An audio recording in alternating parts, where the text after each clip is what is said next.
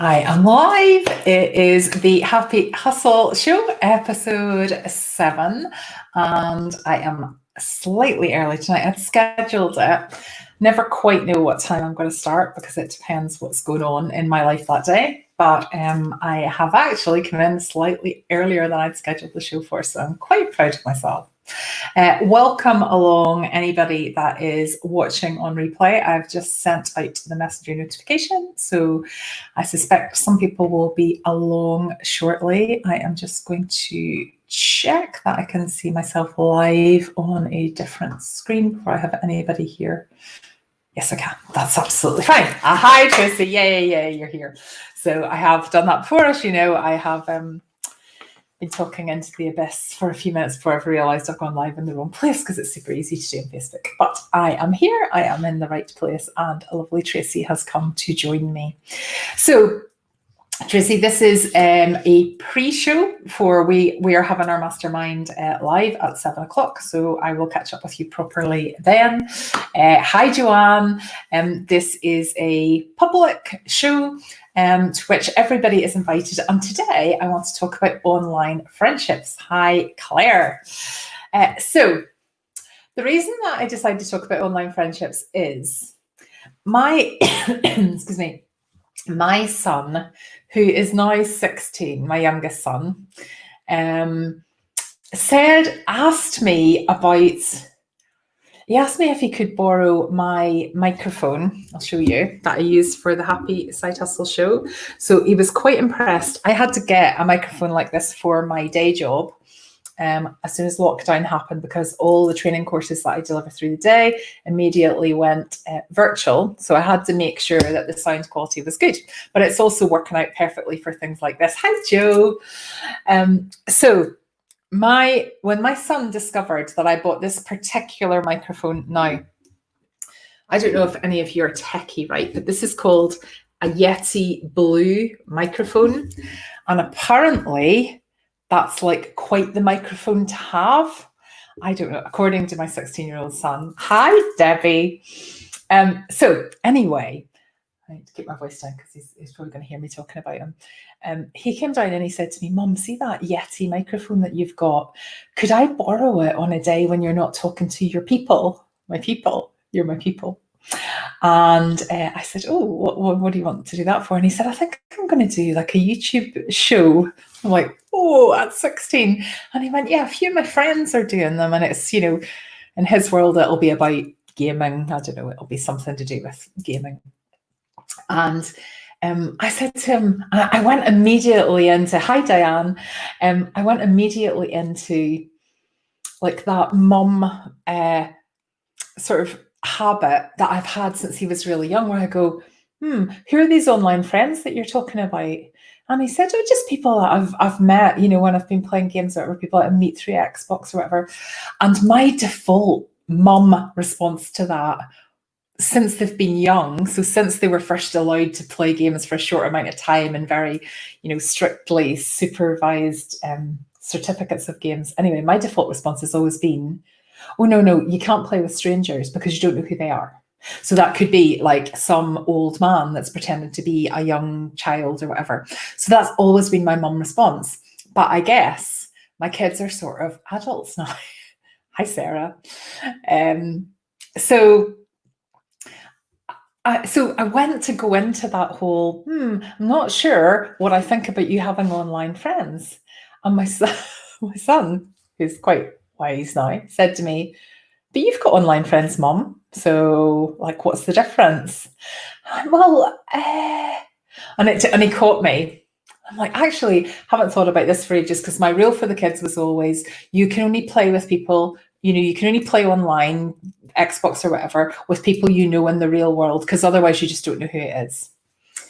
But he got me thinking. So now they're 16 and 17. They're probably a little bit more able to make good judgments than they were when I was telling them that rule at 5 and 6.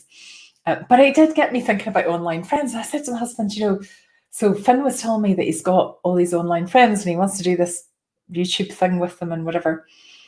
And my husband's like, oh, right. Okay. So we don't know these friends. Like like who are, but I keep catching myself going, yeah, but I'm just sitting here talking to all of you. And I just looking at all the names here. There's not one of you I have ever met in real life. But actually, I smile when I see your names coming up because you're my online friends. So who am I to say now? I completely different when they're 5, like, and they can't make that judgment. But it did make me think, who am I to say to my 16-year-old son that he can't have online friends? So I've been mulling this over in my head all day. I only decided what I was going to do this afternoon, what I was going to talk about. And hi, Margaret, thanks for coming along. So it got me thinking then, hi Gillian, what are the benefits of online friends? Because again, in my head, I had what I do as a completely separate things to what my kids do, because like I can make my own decisions and they can't. In the past, they couldn't. So it got me thinking about, okay, well, what is the positive in this? Because you know me, I always like to look at the joyful side. So what is the positive in the fact my son's told me he's got lots of online friends? So instead of going to the story in my head where I worry that it's somebody trying to be predatory, he's 16 now. I think we're probably past that. You are lovely online friends, Debbie. So I'm like, right, as I tell you to do, change the story in your head. So what is the positive aspect of my son having online friends? So I challenged myself to come up with the reasons, and I have written these down to remind myself, but here are the 3 things that I came up with. Yeah, I know that, Claire, but what I can't do is, micromanage. Like at 16, and realistically, they could be married in Scotland. We live in Scotland. They could literally be married. So I have to have an element of judgment. But no, that's why it cropped up for me, Claire. That is why it cropped up, because I'm like, I've thought that, for the last 16, 17 years. Anyway, so 3 benefits of online friends, I think. First of all, with your online friends, I think you can be quite honest in a way that you maybe aren't necessarily with your actual friends. So your actual friends tend to come with a lot of history and a lot of group dynamics, if that makes sense. So, I think I said to you, I can't remember whether I said to you in here or whether I was talking about this in the mastermind, or whether it was just I was talking to my friend Gail about this yesterday. But like, I've got a friend who's a really, really good friend of mine. Like, one I would say in my closest circle of friends, I go on holiday with her, and a couple other friends. We go on regular girls' holidays, and I spend a lot of time with her. And she has no idea what I do. Like, she just doesn't, like, it's not that she's not interested. It just doesn't really come up. And like, most of my friends have proper jobs, like, so one of them's a doctor, and one of them works for a bank, and one of them's a teacher, and that's all quite easy to understand. But I do find that my friends will say to me, so how's things going, Julie? And they just say it very vaguely, because they don't really have any idea. And also, I'm always doing something else as well. I'm always, like, particularly in my day job, I'm always on a different project or whatever. So I think people find it quite complicated. Oh, hi, Sarah. Hi, Liz. So I think that is the benefit. So I think that's really nice, Sarah, that you've put non-judgmental. I think online friends are non-judgmental because they kind of come without the baggage and without the seeing you through the filter of how they met you, or your history, or how they've known you in the past. So there's something that's very honest about. Of course, this is a very sweeping statement, but I'm talking about my experience of online friendships. I think there's something that's very honest about it, and when it's set up in the right way, and the groups that I would join and the groups that I host, they're all positive, supportive groups. And I have, if anybody joins any of my groups, I've got a set of rules that I make you tick before you even join.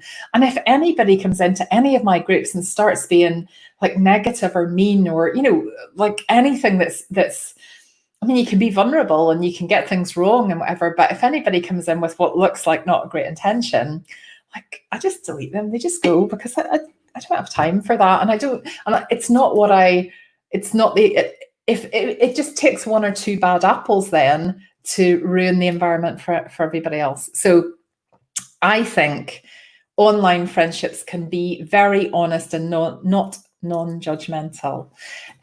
Yes, Margaret, I'm coming on to that. So the second one is absolutely, online friends are always available. So, and what I mean by that is, when you have an online friend where you're posting in a group, so in the way that I would have, so if you're in a group of people, a group of online friends, and you wake up at 2 o'clock in the morning and you go, I can't get this out of my head. It's just something that I can't work out how to do, or I just feel really stuck at this thing, or I'm having a wobble, or whatever it is. You can go right into that group and you can type a post saying, listen, guys, this is how I feel. And even if no one is up at 2 o'clock in the morning, someone will probably get up at 6 and they'll probably reply to you at 6 in the morning. It's not something that you can necessarily replicate in real life as easily. So you can phone friends at 2 o'clock in the morning. Of course you can, but you start doing that too regularly and it becomes, a bit kind of intrusive, or you maybe start to feel that you can't do it that regularly. Whereas with online friends, I think that's the joy of communication in that way, where you're not kind of going, right, speak to me now, I'm going to phone you. You go, I'm going to post this, and then I'm going to let people read it and respond to it at a time that works for them. So I think there's a lovely supportive element, but you can still it's cathartic to be able to write whatever you want online at whatever time it occurs to you, knowing that there'll be some lovely supportive people coming along to lift you up when you're in a group like that. I'm not suggesting you necessarily do that on your timeline, because it really depends whoever's there, and people have big opinions about people posting things on there. I find this group of point of knowledge sharing is caring. So do I, Sarah. I love my happy side hustle world and everybody that's attracted into it. And I love the people that specifically aren't attracted into it. And I love that they choose not to participate, because it is a very specific type of person that works in here. It's somebody who is prepared to be open, prepared to take action, and prepared to be positive and supportive of each other, and prepared to ask for help. And that's all lovely, because it all comes from a really heart-centered intention. And those are the people. Oh, hi, Jervey. Oh, and Jervey, you're so one of them. So it's just, so yeah, that's the third thing. So to come back to your point, Margaret, so the first point is that online friends you can be, I think, really honest with, in a way that you might not necessarily be able to be as honest with real, of course, some real, but all real life friends. The second one is online friends are always available. There's always somebody. If you create a group, there'll always be somebody hanging out. There is probably somebody else up at 2 o'clock in the morning if you post. There probably is. But the third thing, exactly as Margaret said, there's a lovely, when you find your people and you find people that have something in common with you, exactly as Margaret says, you've got that shared interest, shared journey thing to talk about. So I don't know if I keep saying this. I lose track of who I tell my stories to. So you know me by now, Storytastic. But I really think I'd like a dog. But the fact that I think I'd like a dog means that you're probably going, oh, Julie, you have to be absolutely sure. So I do get that. So that's, well, my husband doesn't want one. We've got this challenge. But anyway, what I've done is I've joined a couple of dog breeder, like sort of dog owner groups on Facebook of the particular type of dog that I think I might want to have. And I thought, well, I'll do a bit of research into it, because obviously a dog is for life, and not just for when Julie decides she wants one, not just for lockdown, which is when I thought I might want one. But what I've noticed in those Facebook groups is those people are absolutely passionate about that particular breed of dog. Now, my friend has a dog, and it's lovely, but it needs so much exercise and so much walking, and it's so, not high maintenance isn't the right word, but it needs an awful lot of time invested in it. So that's not the right dog for me, because I don't have that amount of time. So I'm looking for a kind of slightly more low maintenance dog, but I'm not sure there's such a thing. But anyway, my friend just loves her dog, like loves her dog so much. And she's in all these groups for people that have the same type of dog as her. And she can hang out in there and talk about her dog all day, all night. And people are really interested in that because they love her type of dog. They share those same stories. They're like, oh yeah, our type of dogs, they do this. And oh, has your dog ever done that? And what do you feed your dog? Now, if she kept talking to me about that, eventually I'm going to go, enough about the dog. Like, it's lovely, but I don't want to talk about it all the time. When you find your people and you target your conversation to those people who share that same interest, you can talk about whatever you want and for as long as you want, which is amazing. Oh, Jo, you're in the same position as me. I know. Okay, so every time my husband wants something, I'll go, yeah, that's fine, I'll do that, as long as I can get a dog. He's like, but what genuinely worries me in my house is that I want a dog, but my husband doesn't. And my kids are neither here nor there. They wouldn't mind one, but they're not really kids that are going, please get me a dog. So the entire maintenance and upkeep and walking and everything would fall on me. And then I'm not sure if that's really particularly fair on the dog, because when we come out of lockdown, there will be, the kids would take it out, but my kids aren't far away from leaving home and stuff. So I have to think, I'm not sure it's the right thing to do, but one day I definitely want a dog. So Liz, so I'm not very sophisticated. I really fancy a cockapoo because, and I know it's not like I know it's a mixed breed and whatever. I really like the low maintenance, no hair shedding thing, the hyperallergenic type thing, but I just think they're so gorgeous. I really like Cocker Spaniels. Like, I think they are just gorgeous, but that is what my friend has. She's got a working Cocker, and it just takes so much time to walk it. And she loves it. It was the right decision for them, but it's definitely not the right decision for me. And I know you can get not working Cockers, but I'm quite taken by the idea. Is that what you want to say? Jo, maybe we could split a dog. Maybe I could have it half the week and then you could have it half the week. Anyway, but they're so I've joined loads of Facebook groups. Retired greyhounds are apparently meant to get pretty lazy through the day as long as they get a good run. Yeah, my friend had a greyhound as well. Yeah, I know, very cute. Anyway, I'm getting distracted. I keep saying I won't get distracted in the Happy Hustle show, and I do. But we're going to hang around after 7 anyway, Liz, so we can have a chat then.